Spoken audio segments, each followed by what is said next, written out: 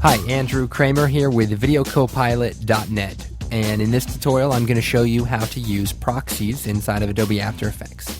Now, what is a proxy, you might ask? Well, a proxy is basically a lower resolution video or still image that is intended to temporarily take the place of a higher resolution piece of footage in your project. So, let me show you what I mean. I have this film out Cine sequence provided by SMS Productions in Chicago, and it was shot with a JVC HD 100 HDV video camera, and then it was converted to film. Well, I just took a clip and converted it to a Cine sequence so that I can demonstrate why this proxy business is important. As you can see, our composition is set to 50%, and this footage is huge. So at 100%, it's bigger than my screen here. So although I am working at a lower resolution to record this tutorial, but I digress. Now, in the composition settings, we can see that the footage is set to 1280 by 720. Now, high definition, like HD TV, as you can see, is actually 1920 by 1080, but luckily we're not at that point right now. So, that brings me to my next point, which is proxies. Now, sometimes we just lower the resolution of the project window and, that works, right?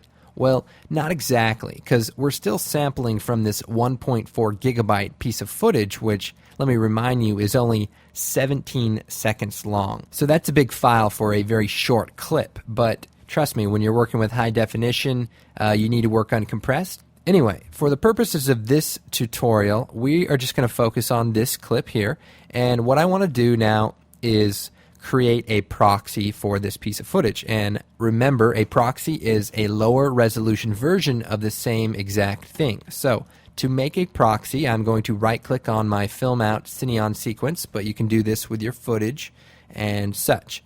I'm going to choose create proxy, and I want to make a movie. And the render queue dialog pops up, and you can see the render settings are set to draft, and the output module is based on lossless with alpha. Now, we can go into the output module, and this is basically the format in which the proxy is going to save itself. However, these settings may not be ideal for every situation. So, one setting I like to use is a QuickTime movie. So I go down to QuickTime, and I change it from animation to photo JPEG, and just make it a little over 90, so maybe 93%. Choose OK, and uncheck audio unless you have audio. I do not, so I'm going to hit OK. And then I can hit render. Okay, so now that my render is complete, I can see that a square kind of pops up right next to my piece of footage, and now my icon is no longer a sequence, it is a QuickTime file. So let me go ahead and close the render queue for now, and let's go ahead and take a look here. So if I expand my project window, I can select this film out, and as you see, we have the original source here, so it's the film out Cine sequence, and it is this resolution and trillions of colors. Now our proxy is represented here called film out 3, and it is 640 by 360, and it's a photo JPEG QuickTime movie. So if I toggle this switch on and off here, it switches between our full resolution clip and our proxy clip. So if we come over to the project window and set the resolution up to full, we can then zoom in to 100% and see what's happening here. So with the proxy turned on, this is what the clip looks like at 100%. Now, if I turn the proxy off, it'll then resample from the original file. So you can see that there's more detail compared to with the proxy on. Although, you have to admit, it's not too terrible with the proxy on. But watch how fast I can scrub through this clip, without losing any quality. Now, the benefit of this is you'll be able to work faster and preview faster while you're working. Now, at any given time in your composition, you can then shut this proxy layer off and see what it's going to look like at full resolution. Now, you might be concerned, like, well, what if I have a bunch of clips and I need to do this? Well, I'm going to go ahead and re-import this sequence and choose Open. And I'm going to duplicate it a couple of times. So, say you have a project window with several pieces of footage, and you say, well, now I want to convert all of these pieces of footage. So I'm just going to rename these here. Well, you can't, unfortunately, select them all and choose Create Proxy. That would be too easy. Although you can add them all to the render queue and then set them as proxies. So if you already have pre-rendered out stuff, you can right-click on your footage and say Set Proxy and choose a file. And in this case, we could actually do that because we've already rendered a proxy out for this clip and they happen to be the same. But obviously, why would you do that? However, we can just create proxy, movie, right-click on the next one, create proxy, movie, right-click on the next one, create proxy, movie. And now you can see all of these files have been added to the render queue, and I can now render them out and go take a quick break. Well, what if I want to use a slightly different output setting? So if I go in here, it's set to video for Windows. So I'm going to have to go in here and change it to QuickTime, hit OK, go down to this one, change it to QuickTime, right? Well, there's actually a faster way to do it. If we click on this output module arrow here and we click Make Template, we can call this Super Proxy, and we can go and edit it. We call it QuickTime and no audio, and we choose OK, and we hit OK.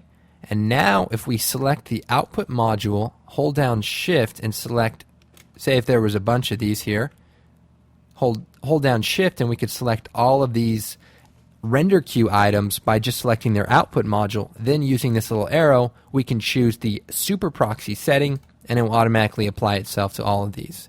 So very handy, very cool. But it gets better. Let's go ahead and just delete all these out of here for now. If I go to the Edit, Temps, and choose the Output Module setting here, I can then make some global changes to what comes up when I create a proxy. So, what do I mean? I'll show you. Movie Proxy Default is set to Lossless with Alpha. Well, if I change this to my Super Proxy, hit OK, now when I add my footage to Create Proxy, it is automatically going to be using that Super Proxy setting. Now, likewise, if we go back into the Template Output module, we can also change the movie default. So say I always use QuickTime. Well, I can make a new settings here, go to QuickTime, it's already set to the photo JPEG, and maybe I want the audio and I choose OK.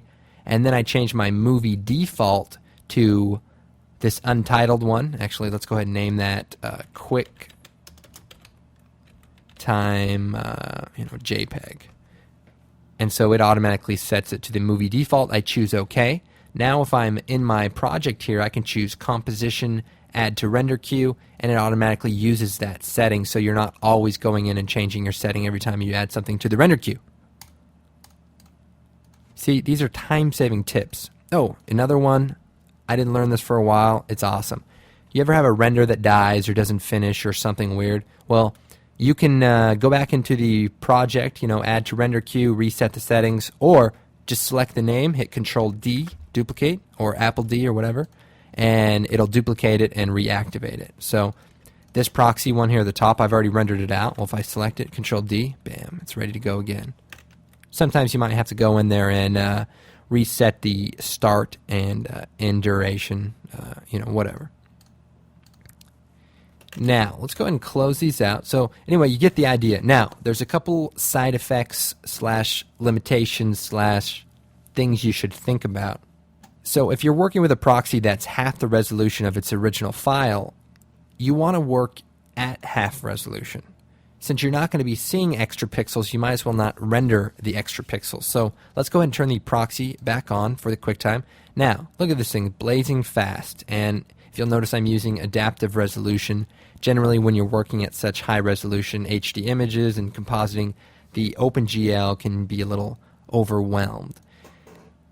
Now, there's a couple little things I want to point out also, and that is when you're working with proxies, you don't want to do motion tracking on the proxy. So if I select this clip, choose, actually go to my workspace, motion tracking, it's not going to be good if I try tracking a point because it's going to track this clip here. So I want to go ahead and change it off and then do my motion tracking, and all would be well. Watch here, I just analyze forward here. Okay, well, here's a slight problem, and that is my composition is set back to full resolution. And the reason why is After Effects changes your composition to full resolution while it's tracking, obviously, so that it has its higher resolution source. But the problem is you're supposed to be working at half resolution when you're using your proxies, and now you're going to be like, gosh, why is it so slow now? And that's because After Effects took the liberty of changing your resolution settings. So watch After Effects. Then also you want to make sure you're careful about your time controls, and you want to use half resolution there, or automatic, which will read the composition setting. Now, when you render out your final video, you don't want to use the proxies. You want to use the high resolution, full resolution clip. Likewise, while you're compositing, you may want to, toggle between, full resolution and the proxy, just to make sure that, certain frames are right on and, edges or whatever match up. So when you're rendering it out, add to render queue. You'll notice in the render settings, proxy use is set to use no proxies, and I believe that's by default. So that's generally what you want to do, because proxies are lower resolution and you don't want to do that. So anyway, this type of a setup is certainly ideal for doing color correction, compositing, and pretty much anything you would do in After Effects when you're working at this resolution. Alright, well, thanks for watching. I'm Andrew Kramer with VideoCopilot.net. Check us out.